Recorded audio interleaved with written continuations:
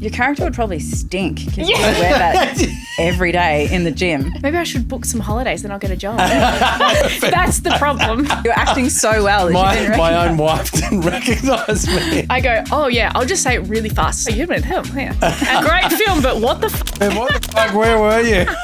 Welcome to the Cracking On podcast with Sarah Roberts and Sam Frost. This podcast is all about life's big, messy moments and how you just got to crack on with it. I love our next guest so much it hurts my heart. Leading into this, I was like, couldn't be more excited to speak to this beautiful, delightful, hilarious, loud-laughed person. You may know them from Spartacus, Blue Heelers, Home and Away. Yeah, Jinx. He's done over 30 years of screen work, not only in Australia, but also overseas. He's got a very exciting project coming up, Wolf Creek. And he's got a very hot girlfriend who we love as well. Oh, I love her so much. She's so hot. She's the best. But we also love Ditch Davey. Welcome. All I'm going to say is Sarah and I write a brief before we do every guest. On the top of this brief, it said, let's talk about how much we love him first, which we've never done. We have the wonderful Ditch Davey in with us today. Hi.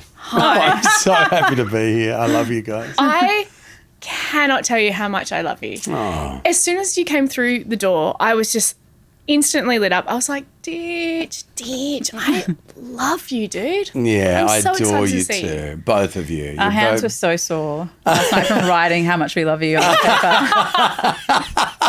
And the pages just went on on and a on blackboard. and on. Yeah. Yes, And we're okay. like, oh, Sam, we've got to go to bed. We like his laugh and his hair. And He's punctual. You know. he got here on time.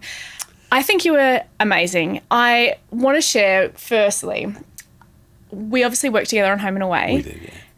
And you were the doctor and I was the nurse. So we spent long days on set. Yeah. And I laughed all day. I think you were such a delight to work with.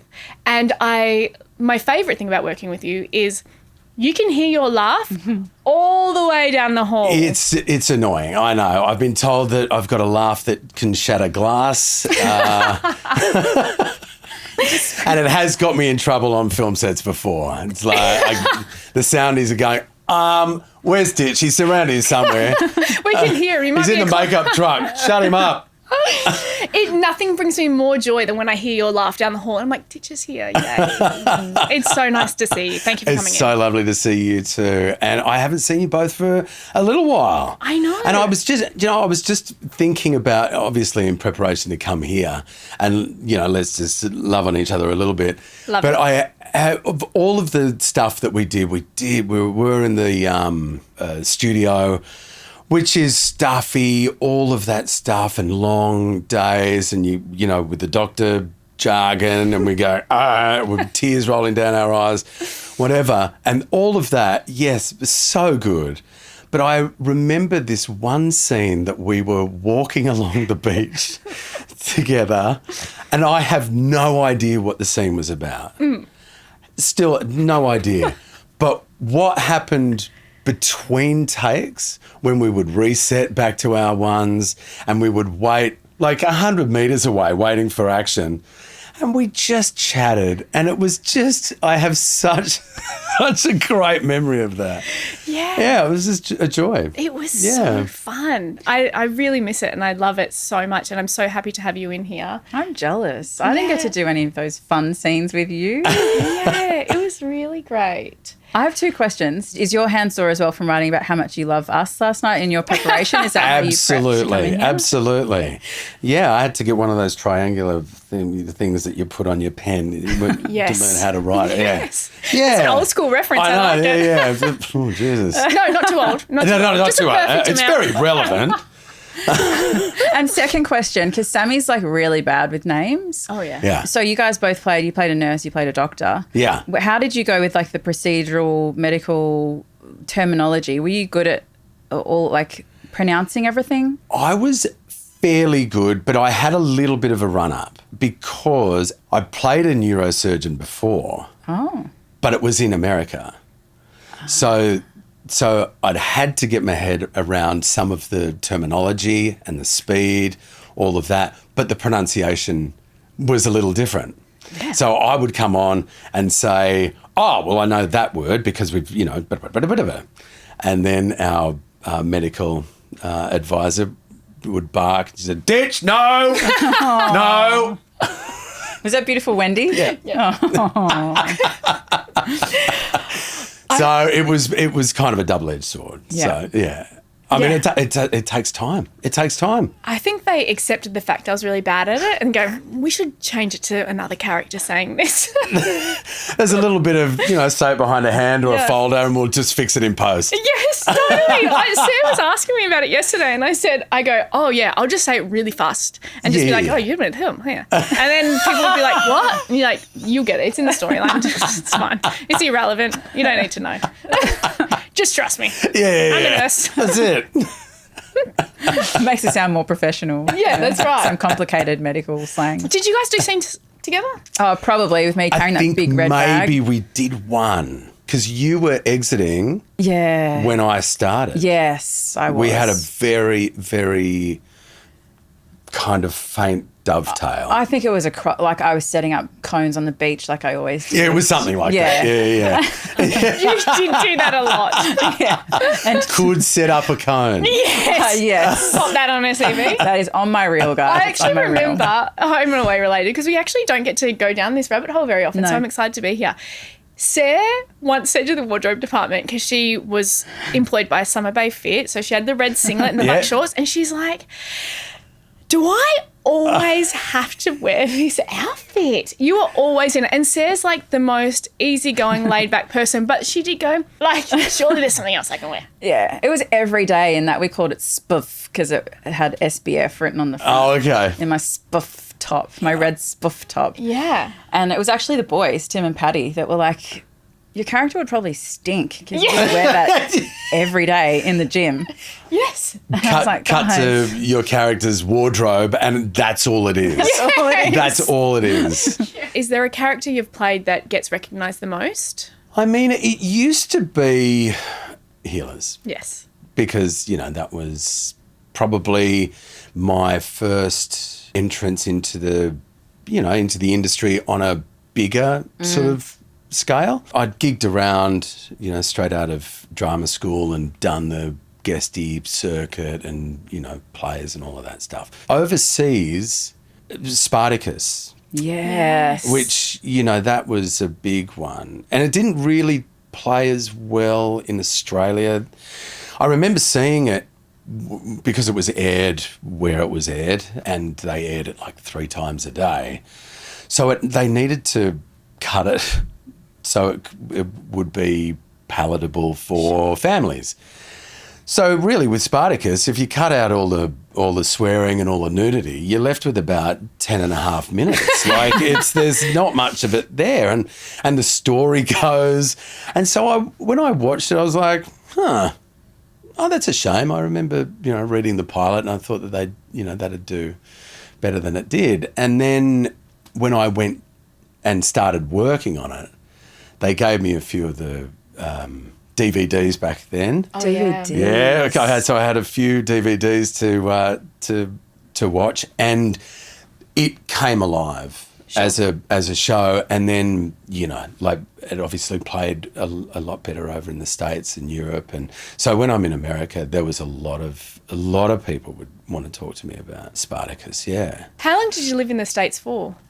We lived there full time for I think it was just under 2 years. I literally sat down at a bar to have a beer with some mates to say goodbye. It was 6 o'clock on a Friday. It was like a 5 a.m.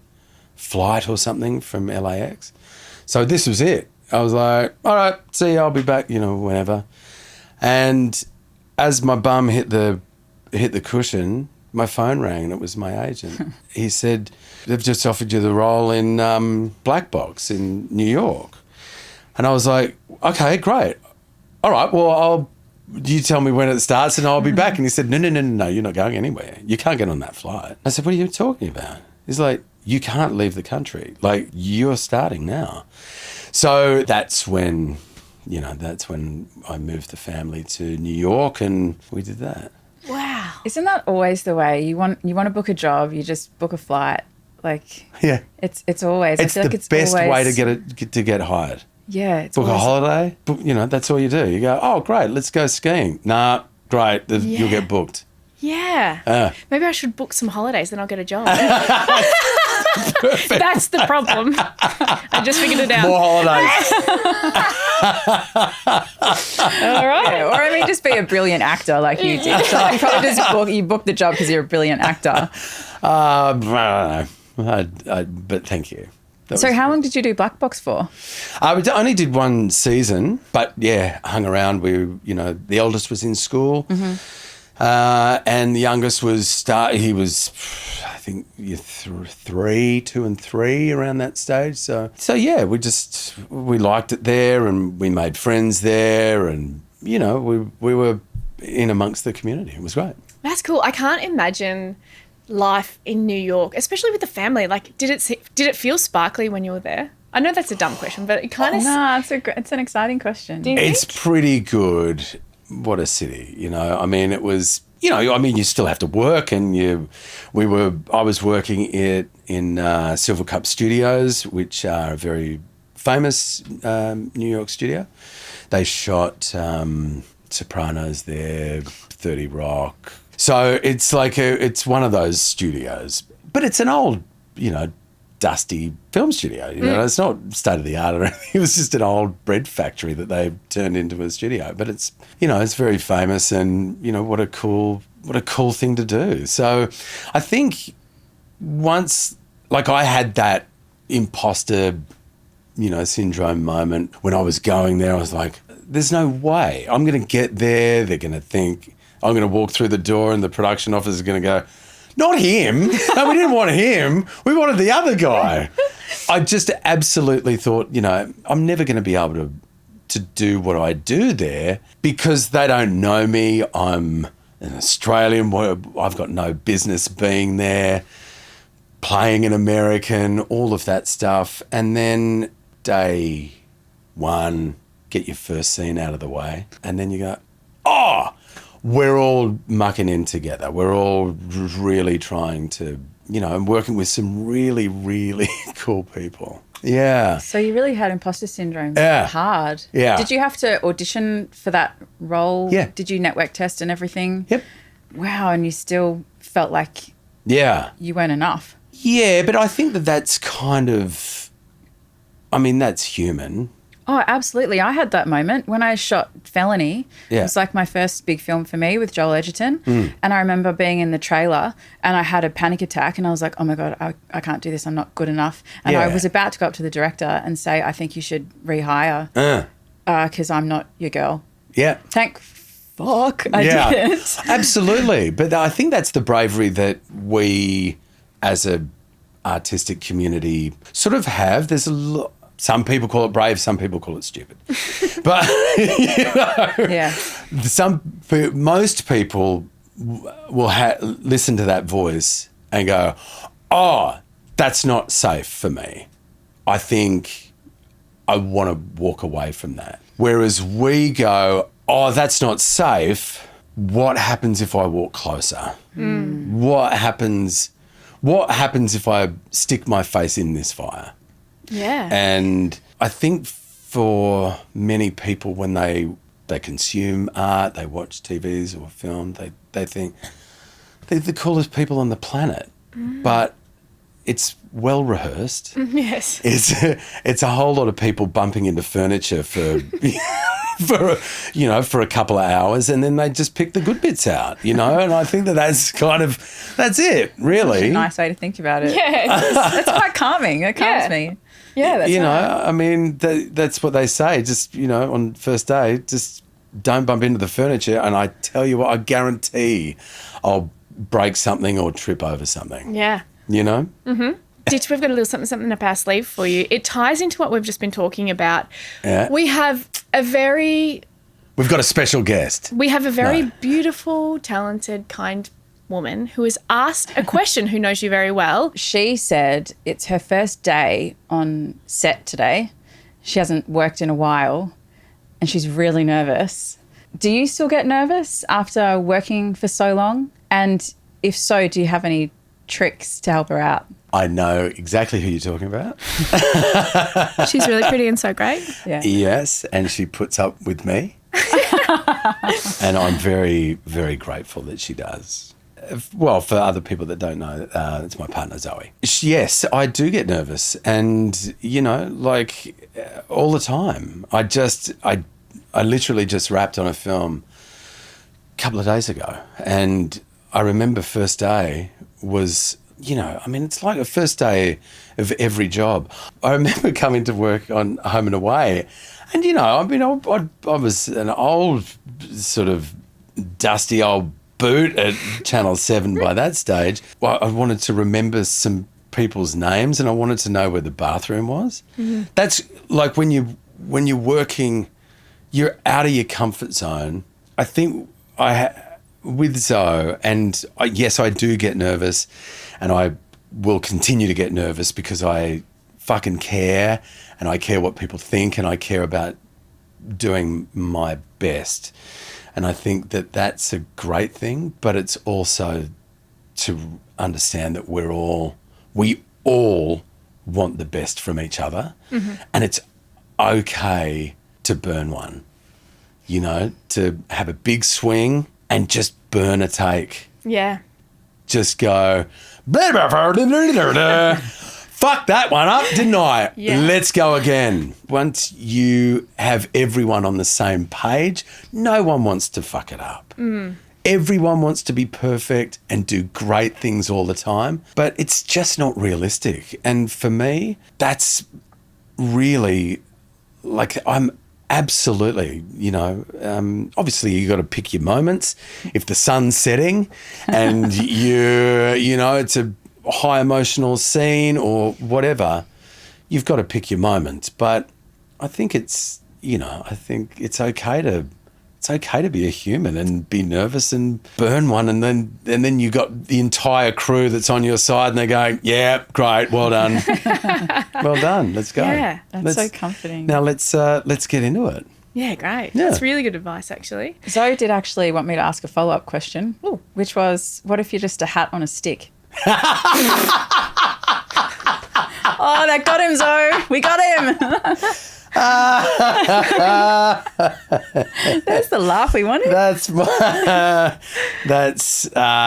just I think a meism that she enjoys when I refer to myself as just a hat on a stick.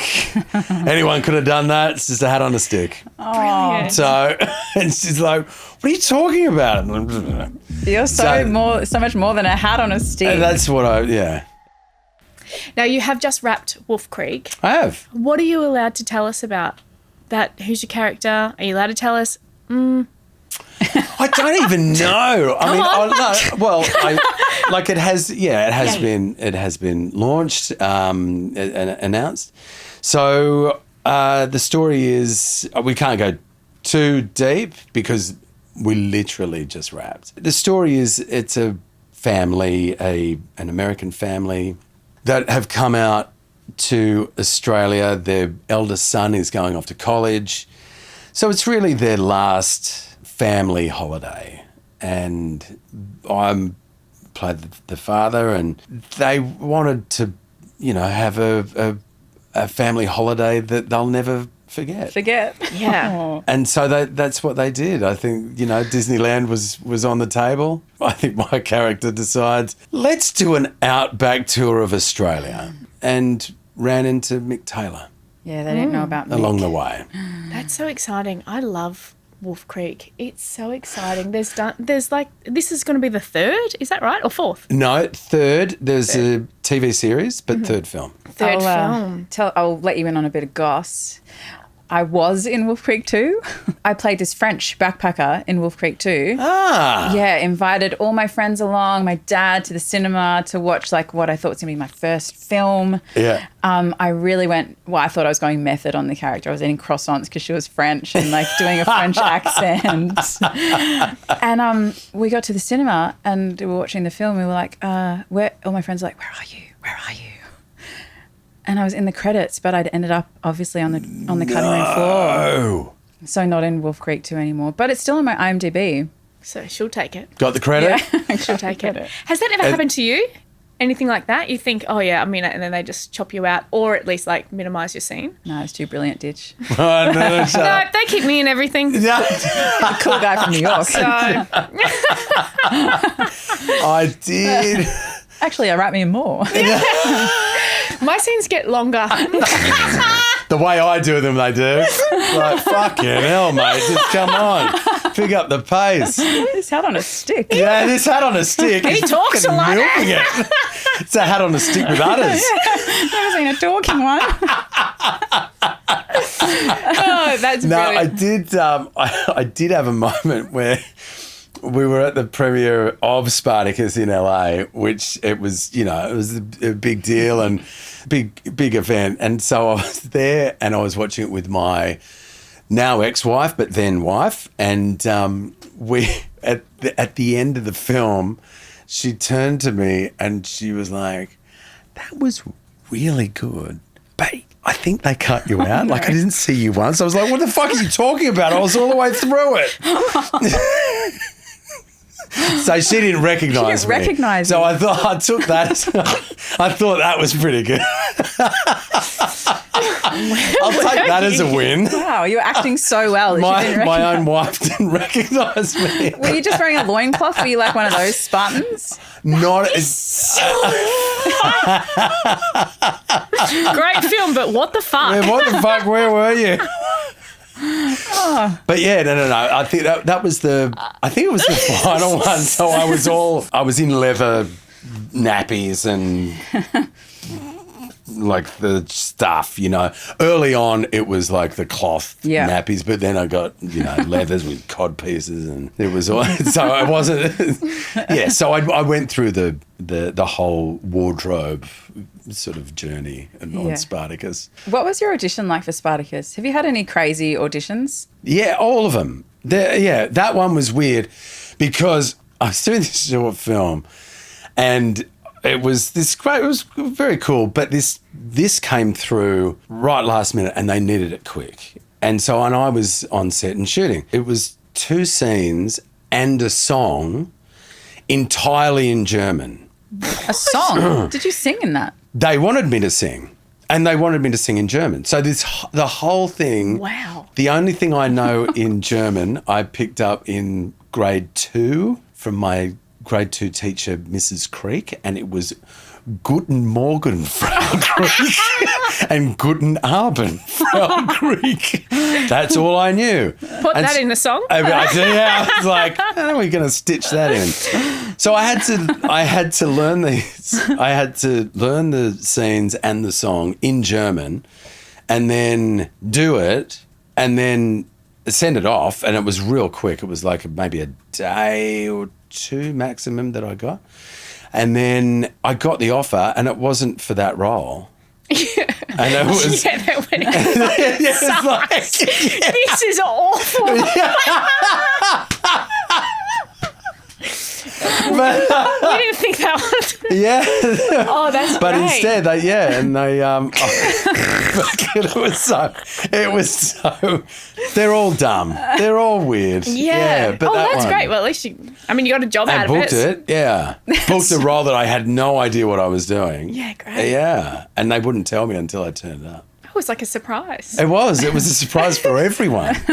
So, yeah. Our job is just weird, I think, a lot of the time. Like, I've had some crazy audition stories too. I've had to play like this sex-possessed zombie. Yeah. Another one in America where the character like had to American Gods. Oh, yeah. Yeah. Yeah. She had to have an orgasm and then swallow the other character with her vagina. Like, and just the things All that in you a have day's to. work. Yeah, right. Yeah. If I had $1 for every day I didn't have to do that. Good point. It's why sometimes I think casting directors are taking the piss. When they said that, they're like, let's just see how committed they are to this. Surely. Like, Yeah. and they must like have a bit of a giggle, right? You'd have to, wouldn't You would you? like someone's going, Like, Listen, you've got to have a sense of humour to do this thing. yeah. Yeah. Yeah, you can't take yourself too seriously. Yeah. And like, I remember I was helping Tim Franklin, who worked with us on Home and Away, Yeah. him out with an audition for a commercial, and he's shooting it and he's throwing water on his face and he's like, "Rah." And then afterwards he's like, what am I doing? What is this job? I know. It's hilarious. I got to a point when I was living in Sydney, and Zoe and I had started dating, and she came round to help me put down some auditions. She came round to see me do it, and I was at that point where it was one take, and she'd be there going, okay, so when we go again, and I was already done. Lights off, camera off. I was doing it in no shoes. She was like, are you not going to do a second take? No, did it. Yeah. She was like, what are you doing? I think you need to rethink this. I'm like, no. So how many times do you usually do your takes, like self-tape takes? If I do 4, it would have to be a pretty intricate sort of scene. Mm-hmm. I like to put myself under a little bit of pressure there, because if I can't do the job, if I can't do the job in a certain number of takes, then how am I going to do it on the day? Sure. And so I like to do that. Usually 2 to 3, but that's a lot. There's a lot of preparation involved in that. I mean, I make sure that I am, the wheels are on the road, ready to go. So I don't like to really rehearse too much on camera. I'm like, get it to speed, and then apply the pressure, because I think that's how you make diamonds. The moments that you can't control. If there's a dog barking, keep going. If there's someone knocks at the door, get through it. That's what I do. Wow, that's really great. Usually I'm like this, shut the fuck up. All right, let's go again. But you can't control everything. Yeah. I mean, how many times, we're at work and, some bastard's got a leaf blower and you think, the leaf blower guy. really? Or Ditch Davey's laughing in the Ditch background. Davey has fucking arrived on set. That's great. Or there's a plane. Every film set, every location you can get anywhere in the world is directly under a fucking flight path. It always happens. You could be filming at 3:00 in the morning and someone will start to mow the lawn. It happens. Yeah, that's actually true. So that's why I can't control it, and that's why I do it the way I do it. And I think, the pressure is always there on the day. You could be acting your tits off and someone will be there looking at their phone, scrolling. Oh, yeah. Or thinking about lunch or doing this one. So you can't control everything. It's like life, really, isn't it? Kind of. Like, here's my little segue. Is a segue queen. Right, okay. Watch out, you're about to be segued. All I'm right. going to segue you. Have we got a super? Like some sort of thing that bounces on the screen? Yeah. Segue. Says segue. Oh. That was another good segue. All right, that's the thing. All right. Double segue you. Yeah. So, like, something on this show that we ask all of our guests to talk about is Yeah. a time in their lives where they felt like they've hit absolute rock bottom and they felt like they've had to just find a way to crack on with life and how they've done that. Do you have a story or something that comes to mind about? Sure. I mean, like, pick a day. It's always, any day of the week, there's something that I just feel like, oh, fuck. There's a moment that it was a real, it rocked my pride, and I had to climb a pretty steep hill to start my professional journey. I'd done the audition circuit for drama schools and whatever, and I put all my chips in, pushed them all in, and I was really, really banking on it. and I backed myself, and I worked very, very hard for probably about 6 or 7 months in the lead up to all of this. And when I finally I got accepted into WAPA, which is the West Australian Academy of Performing Arts over in Perth. And I went over there and I felt like I'd really climbed a really steep hill. I hadn't done any professional jobs before. I was working with people that had done a lot of plays, and I'd been around the theatre, but I hadn't played a character before. I hadn't done the things that you should have probably done. And so I get there, and in my first little bit, my voice teacher asked me to stay back after class. And I was like, "Ma?" She looked at me, and there's just this woman with a popped collar, fabulous. Her name was Caroline No. And she changed my life. But it was this moment, like, took everything away from me. Because she said to me, she looked at me more deeply than I had been looked at before.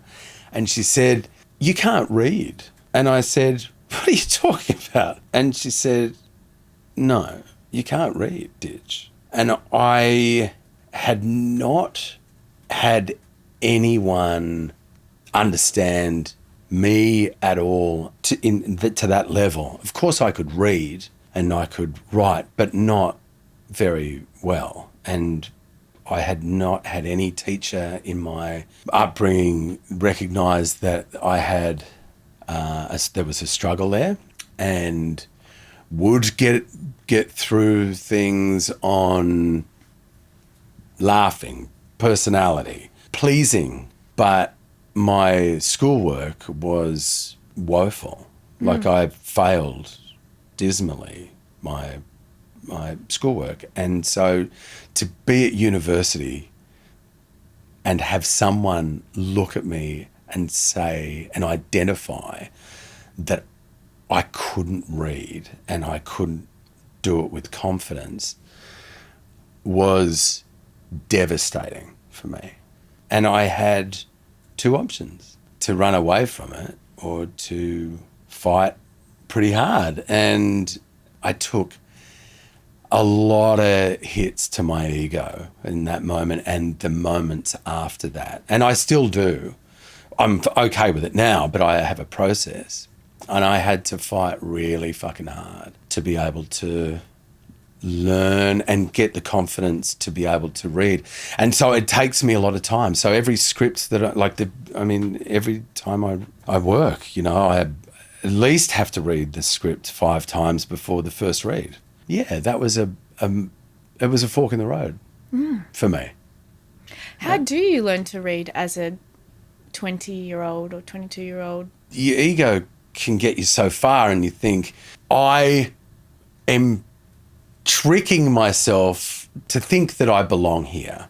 And then when you realise you don't, that's pretty humbling, and that's what it was to me. It sounds like you just had like this unwavering strength and resilience and belief in yourself, because like Caroline pointed that out to you, but it sounds like you just did so much work, Ditch, and that it sounds like you just had this fire in your belly to just understand and make it happen, how to read, Yeah. So I don't want this to beat me, and why I can't ever show my belly there. I need to be invincible, and I need to be strong, and I need to put that moment in the background and sort of, learn that and go, right, done. But I realised that was part of what made me me. I think it's really beautiful, firstly, thinking about Ditch with his little headphones on, reading along to Disney. Stop it. My heart, forget it. I love you so much. And I really enjoy, one thing that I really am loving about this podcast, particularly when we interview men, is the vulnerability. I think it's so refreshing. And time again, the same themes keep coming up, is the idea that they have to put on this facade of being like, I know what I'm doing, I got this. And I think it's really beautiful seeing men let down their guard and go, this is actually what I'm dealing, this is what I've had to deal with, and I'm just really enjoying it. Let's just take a moment for that, shall we? Yeah. And it's so nice hearing you talk about like pride and shame. I think we all just need to talk about it more. Yeah. Particularly, I enjoy hearing it coming from a man, you know? Yeah. Because a lot of the time you think, they're strong and tough and they Totally. don't feel all those things, but it's nice to crack you open. Yeah. Listen, you don't have to tap too hard to crack this open. Zoe will tell you. It's beautiful. And I've obviously got 2 boys, so I think it's really exciting that now they're going to be raised in a world where people do talk about their emotions. I mean, you should meet Geordie. He is the most, let's definitely talk about our emotions all the time. Yeah. And I'm just like, we can tone it back a bit. That's it. So but like, it's great. I'm only joking. But like, I think it's so exciting and refreshing that my babies are growing up in a world where it's not this bravado anymore, We're like, let's chat about it. And I think that's sort of, I feel like it's happened in around our generation. I think this, because I still have conversations with my mum that don't land, like are really, really hard for, for me to wrap my head around. And again, that might be a generation thing, or it might be the fact that we're involved in, in our little bubble of, of artists, and, we do, talk about our feelings, and it might be a little bit weird for other people that aren't in our bubble. But I'm very happy to be in the bubble, and I'm very happy to be able to share that with my boys, and to be able to sit down and, and give my boys the look, and they're like, you want to talk about your feelings again, Dad? Well, how was your day, mate? Aww, and, we can still wrestle and burp and fart and do all of the boy stuff as well. But I think it's really important, to actually have a dialogue around it, because I certainly didn't. My toddler, we're teaching him all these sorts of things. So I think it's, it's great. And he is now 3, and he goes, Mum, I'm feeling frustrated and I don't feel like saying hi. Good on him. That's what he says. That's actually, and I'm just like, fair enough, bro. I feel I'm so you. glad you said that, because I said, I want that on a T-shirt. Isn't it? And he said it to my brother the other day. He's like, I don't feel like saying hi, Uncle Jeff. I'm frustrated. And he's just so great. And I just think, and Geordie and I gave each other a little high five, and we're like, look at this cool little dude who's able to articulate his feelings at 3. Yeah. That's cool. That is wild and so cool. Yeah. Yeah. It's so cool, right? Because it's a reflection of both of you. You can see yourself reflected in your children, which I think is gorgeous. You just turned 50 last year, right? I did, yeah. What does it feel like at 50? For me, personally? Yeah, and I'd like to hear a male perspective on it, because we hear a lot of women talking about, what it's like to turn 50, but I'd love to hear... For me personally, I feel the best I have ever felt. Really? Literally ever. That is so exciting and great. Yeah. 40, I was a mess. 40, I don't know why, but like 2 or 3 months out from it, I started to go, and I remembered my parents' 40ths. I didn't feel like I was at that same point as them. And I don't know. I was a real hot mess. Physical problems, back was gone, like seriously gone. I was not in a good place. 50, I feel like the best I've ever felt. I am so happy about that. You know, Sarah and I was talking about this because we're like, Ditch is 50, that's amazing. But what we're hearing time and time again, and it makes me really excited because I think naturally we fear getting older. And I'm 37 in a couple of weeks, and I'm going, fuck, I'm nearly 40. And like,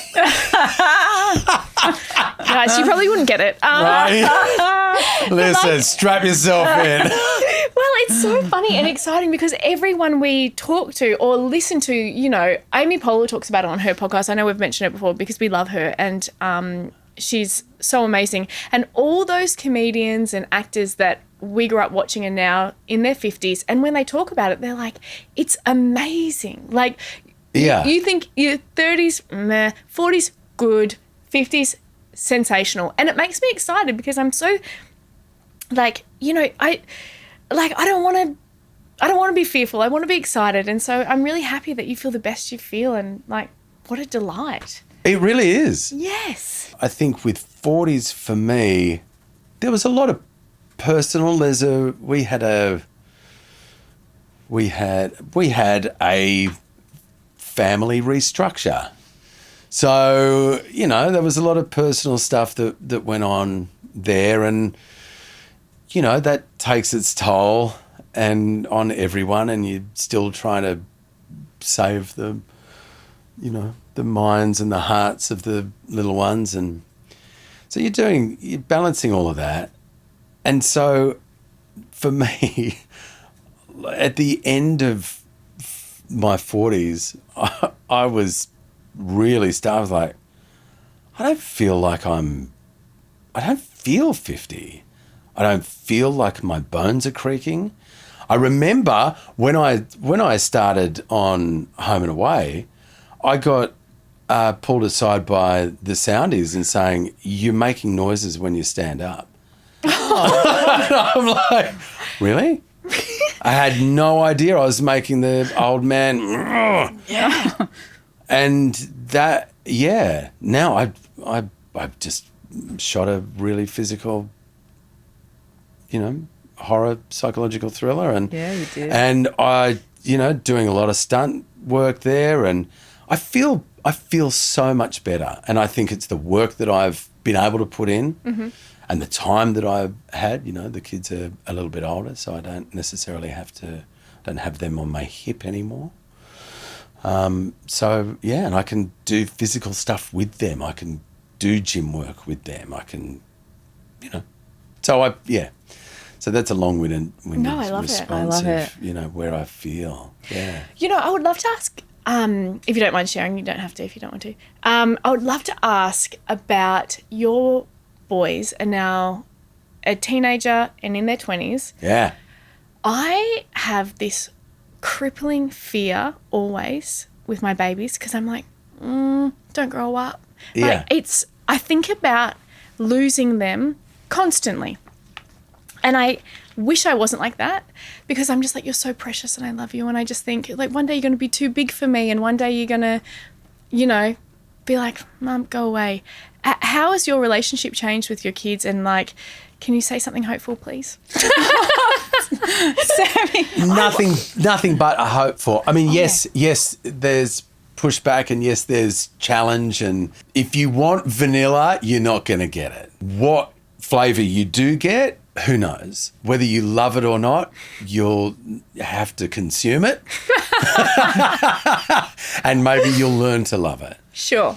But it's so good. I've got a 23-year-old who has just moved back to Melbourne, and it's so lovely to have him home. And when I call, he's like, Dadsy! Aww. You know, turning up at my place with a case of beer on his shoulder, and he's like, I just wanted, you know, I really appreciate you and all that you've done, and so I just wanted to fill your fridge. And then I've got a 15-year-old who still every single night calls me from bed, ready, Dad. Go in and give him a kiss and a cuddle and have a little chat and talk about the day, and in our own ways, you know, like start when they're 2 and 3, you're giggling about sparkles on the roof or shadows or whatever, or something dumb that you did that day. And when they're 15, they're talking about deeper things. And it's great. It's different, but it's beautiful. And it's the greatest thing I've ever done.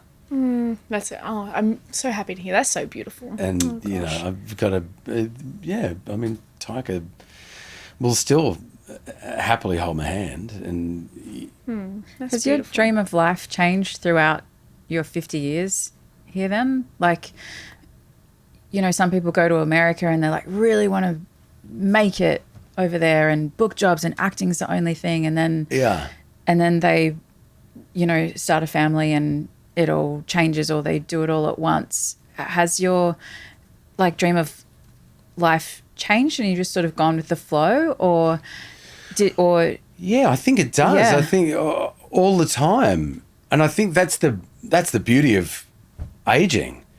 You start to, I think, for a long time, and so you should, be the furthest you can see is the tip of your own nose. Like, that's it. Everything is here. That's my world. I only care about what happens to this. And so you should. Everyone does it. And everyone should be selfish. And that's how you work out who you are. That's how you work out what you want to do. But then you get to a point where you meet people that you think, God, I just love these people and I want these people around me. Or these people over here, they're not working for me anymore. So your circle of influence starts to gradually get bigger and bigger, and your career goals and all of that. And then once you have a family, then it's nothing to do with you. But you still have to, you know, have a career and do your thing. So, yeah, I mean, it does change. Your values change and your goals change. Something that we asked all of our guests is there something at the moment that cracks you up, like with laughter? Like, I know you've laughed a lot already today with us. Thank you. Oh, it's just a joy. What cracks me up? I get a real kick out of Taika. Like, he's one of the funniest things that I've got floating around my home. He's smart. I don't know. He certainly didn't get that from me. He's funny. He's sharp-tongued. I look at him and think, this is wild. That's wild that we put that in the world. That's fun. Yeah. What else? What about your girlfriend? She's pretty funny. Yeah, I know. We laugh together. She's very funny. But I wouldn't say I laugh at her. She laughs at me. Does she? Yeah. I think she can't believe that I sort of got away with it for so long. She's like, how the fuck does this survive? Brilliant. Yeah. So I think she gets more of a giggle out of me. That's great. Yeah. All right. Well, to wrap up the show, we always get our guests to take a fortune cookie and read what it... Oh, you might... I love it. Okay. I love it. Okay. All right. I thought that they were fake. No, they're real. No. Great. So you pick one open. Oh, can I do it now? Yeah. Yeah. Do it now. They're really accurate. That one's... Oh, it's meant for you. I didn't bring my glasses. Everyone says that. What a dummy. People who value their privileges above their principles will soon lose both. Ooh. I like that. I like that. I like that a lot. That might live on my fridge. Unless they live here. No, you can No. take it. I take it? Yeah, it's just for you. We've never had anyone that wants to put it on their fridge before. That's really kind. Yeah. I like that one. Well done. Well done, fortune cookies. Ditch, we love you so much. I love you so both. I adore you, and I'm so happy to be here. So thank you so much for having me. That's been such a delight. My jaw's hurting from laughing. I know, You my just cheeks spread so hurt. much joy. It's brilliant. Yeah, thank you so much. We love you. And we're going to see you next on Wolf Creek next year. Yes, there's well, in the meantime we've got War Machine. Mm-hmm. Oh. When does that come out? That's on Netflix. And we've got, it's called Gnomes. Yes, we saw that on your IMDb page. Do you know what that? No, I don't know. What is it? Oh, so Gnomes is a new series on Stan. Fabulous new Aussie series. And the premise is there's a small country Victorian town that is going under. And so they decide to host an event with garden gnomes just to bring tourists in. Now, at this event, the garden gnomes come to life and start killing everyone. This is so it's as wild as you think it's going to be. It is very funny, a lot of blood. It's great makeup, special effects, puppetry. This is a show that we haven't seen before. Do you play a murderous garden gnome? No, I don't. I play a TV reporter that's going to, almost like a weatherman that's going to the town to cover it and do a little spot to give it some promotion, and I get caught up in it. Fun. Yeah. Did you say that was on Stan? It's on Stan. Great. Is it out already? No. Okay. It'll be later on this year. Oh, I can't wait. Later on, 2026, yeah. Okay. Great. That's so exciting. You've been busy. Yeah. I'm busy. He's a busy guy. I got some stuff to do. Thanks for swinging by. Thank you for having me.